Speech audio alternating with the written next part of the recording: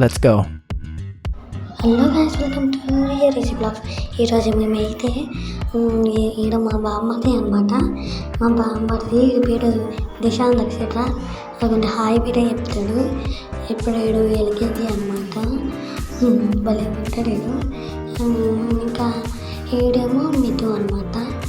మిథు ఏడు ఏ క్లాస్ నువ్వు ఎల్కేజీ అంటే కాదు నేను ఎల్కేజీ అంట. భలే పిల్లలు ఇద్దరు. ఇంకా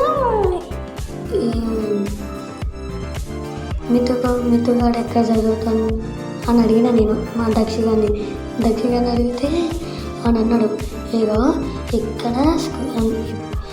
ఎక్కడ స్కూల్ ఉంటుంది ఏదో చెప్తాడు కదండి. ఇప్పుడే కాదు,